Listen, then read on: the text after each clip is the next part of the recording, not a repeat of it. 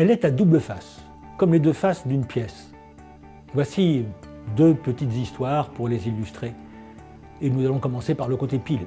Nous sommes dans un petit village, quelque part au Québec. Et dans ce village, l'auberge de la Calèche trône en face de la gare. C'est le lieu où les villageois ont plaisir à se retrouver pour échanger les derniers potins, commenter l'actualité, passer un bon moment entre amis. Et ce matin-là, arrive une dame. Bonjour. Oh, bonjour, madame. Vous allez bien? Très bien, merci. Pourrais-je réserver une chambre pour ce soir? Je suis venue dans la région régler 2-3 affaires et j'ai aucune idée du temps que ça va prendre. Alors, comme j'ai peur de manquer le dernier train, je préférais avoir une chambre au cas où. Inquiétez-vous pas, on est là pour ça, chère dame. OK, je vous réserve une chambre. Je vois que vous n'avez pas de bagages. Alors, ce sera 50 $, s'il vous plaît. Certainement. Excusez la déchirure, je l'ai réparée avec un peu de papier collant. Pas de problème, chère dame. Ça fait tout autant l'affaire. Parfait alors, à ce soir. À tantôt. Elisabeth. Oh, qu'est-ce que je peux faire pour toi, mon boulanger préféré? Eh bien, je te rappelle que t'as toujours pas payé le gâteau que j'ai fait pour ta fille l'autre jour pour son anniversaire. Oh. 50 $, justement. Alors, le beau billet que t'as là serait tout aussi bien dans ma caisse. Hey, tu fais bien de me le rappeler, hein? Je suis désolée, j'avais complètement oublié ça. Eh bien, c'est pas tout ça. J'ai du pain sur la planche. Alors, je retourne à mes fourneaux. Bonne journée.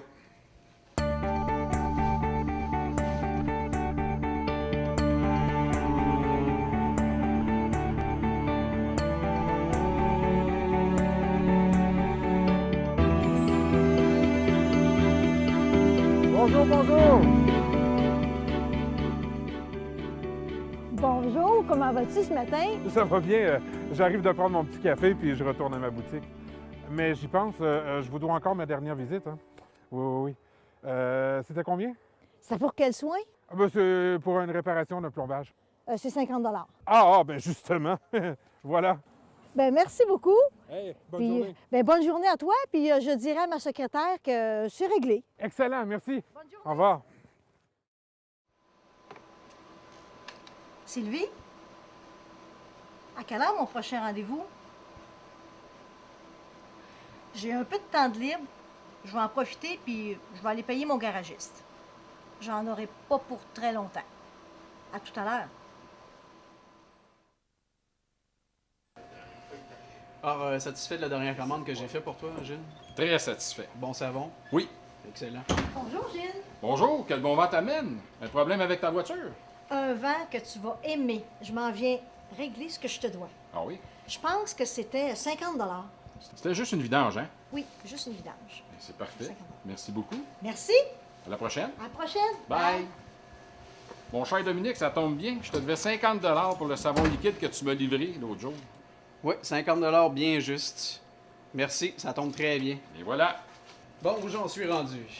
Prochain rendez-vous, peut-être un peu trop loin, j'aurais pas le temps de me rendre. Peut-être passer la nuit ici. Ouais, c'est une bonne chose, je repartirai tôt demain matin. Pourquoi pas? Hein?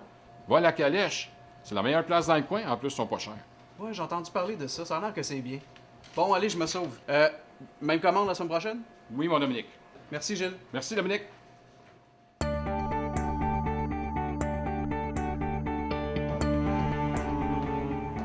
Bonjour.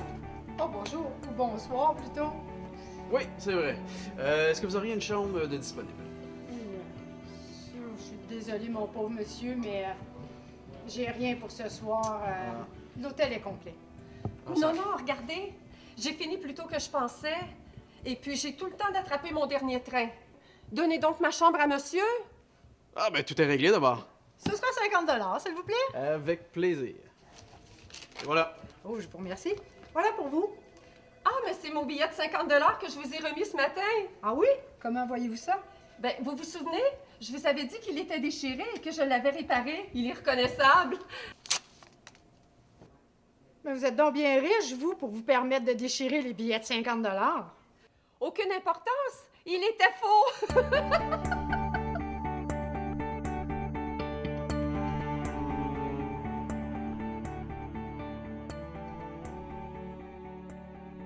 Quel enseignement tirer de cette première histoire? Cette monnaie de singe a réglé les dettes de la communauté. Car même après avoir appris que le billet était faux, ça n'a rien changé au fait que tout le monde est satisfait et estime avoir été payé. C'est que la monnaie, voyez-vous, contrairement à ce que nous pensons, n'a aucune valeur en soi. Ce n'est qu'un peu d'encre sur un bout de papier, ou mieux encore quelques électrons qui se baladent sur un écran d'ordinateur. La monnaie n'a pas de valeur propre et elle ne fait que traduire la valeur que nous donnons aux choses. Et si nous acceptons ce bout de papier sans valeur propre, c'est parce que l'on sait que les autres accepteront ces bouts de papier en paiement. On peut alors en déduire que la monnaie est une simple convention sociale fondée sur la confiance. Il suffit qu'un groupe de personnes se mettent d'accord sur une unité de compte et que tous les membres de ce groupe s'engagent à l'accepter en paiement. On dit toujours le plus difficile, c'est de trouver de l'argent. Pas du tout. L'humanité a vécu pendant des centaines de milliers d'années sans argent et c'est pas pour ça que le processus de l'évolution s'est arrêté.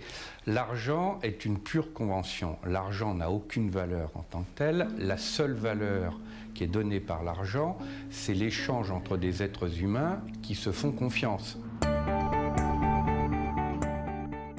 Nous sommes sur une petite île encore inconnue où l'argent n'existe pas. Un homme entre chez un menuisier. Hey, bonjour Paul. Hey, salut Jean! Comment ça va? Très bien, très bien. Dis-moi, je voudrais offrir à ma fille un petit meuble de rangement pour sa chambre. J'ai dessiné ce que je voudrais sur ce bout de papier. Pourrais-tu me faire ça pour, disons, dans 2 semaines? Ouais, c'est tout à fait possible. Mais il y a un petit problème. Écoute, j'apprécie que tu viennes me voir dès que tu as besoin d'un travaux de menuiserie. Mais nous ne parvenons pas à équilibrer nos échanges. J'ai beau prendre à ta force tout ce dont j'ai besoin, poignées, charnières, serrures. Le trou se creuse. Tu me dois de plus en plus. C'est pas que ça me gêne de te faire des avances, mais mes besoins avec ce que tu peux m'offrir ne seront jamais comblés. Et pendant ce temps, je n'arrive même pas à changer mes souliers. Regarde. Ah oui, c'est vrai. J'ai moi aussi le même problème avec d'autres personnes. À certaines, je dois plus comme à toi, alors que d'autres me doivent plus sans que jamais on parvienne à l'équilibre.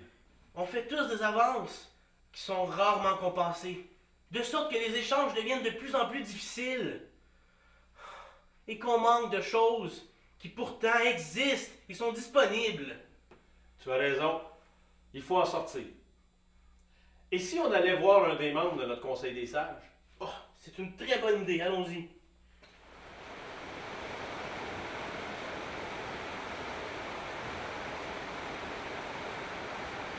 Vous tombez bien, les amis. Figurez-vous que, conscient du problème que vous venez de m'exposer, nous l'avons justement étudié. Et nous nous apprêtions à soumettre l'idée suivante aux habitants de l'île pour l'approbation. À savoir que nous allons créer un organisme collectif chargé d'émettre des reconnaissances de dettes transmissibles représentant le travail fourni mais non compensé. Je comprends pas. Nous avons toujours évalué notre travail au temps passé pour le faire, n'est-ce pas? Regarde, cet billet de 10 unités de temps. Qu'est-ce qui est écrit dessus? Nous, communauté de l'île aux fleurs, reconnaissant que le porteur de ce billet a fourni un bien ou un service d'une valeur de 10 unités de temps, sans avoir rien reçu en retour. Il peut donc aller chercher dans notre communauté satisfaction de ses propres besoins à hauteur de cette valeur. Je comprends. Il me suffit de remettre à Paul les unités de temps que je lui dois, sous forme de ses billets. Il pourra alors changer tout de suite de souliers sans plus attendre, en remettant au savetier le nombre d'unités correspondant aux chaussures qu'il choisira, et ainsi de suite. Mais comment vais-je faire pour me procurer ces billets? Tu as dit que d'autres personnes te doivent des choses pour équilibrer vos échanges et que c'est ainsi pour tout le monde sur l'île. Donc, tous les habitants vont être invités à se présenter à cet organisme avec l'indication de ce que les autres leur doivent en unité de temps, comme nous avons l'habitude de le faire. À chacun sera remise la même valeur sous forme de billet. Plus personne ne devra plus rien à personne. Et à partir de ce moment-là, vous aurez entre les mains un moyen d'échange qui vous permettra d'acquitter immédiatement ce que vous recevez en permettant aux autres d'aller chercher dans la communauté ce que vous ne savez pas ou ne pouvez pas leur fournir. Si je comprends bien, ces billets que vous allez nous remettre sont en fait une reconnaissance de dette de la communauté en remerciement d'un travail effectué par chacun, transmissible à travers la communauté. C'est exactement ça. Mais comment va s'appeler cet organisme communautaire chargé d'émettre les billets? La burette. La burette? Ben, c'est un outil pour mettre de l'huile, ça. Outre le fait que ce sont les initiales pour le bureau de la reconnaissance de tout le travail effectué, ne s'agit-il pas de mettre de l'huile dans le rouage grippé de nos échanges?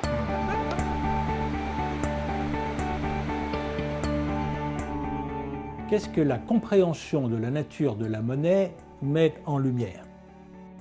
Alors que par nature, l'argent n'a aucune valeur, la fausse valeur qu'on lui accorde conduit l'homme et ses organisations à le considérer comme première richesse, au point que en avoir devient l'obsession principale.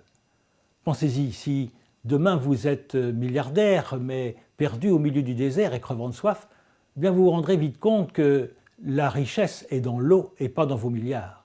Cette inversion de la représentation des choses fait qu'au nom du besoin d'argent, richesse symbolique, la vraie richesse, celle que nous offre gratuitement la Terre, valorisée par l'activité humaine, est négligée. La planète est saccagée et l'être humain asservi.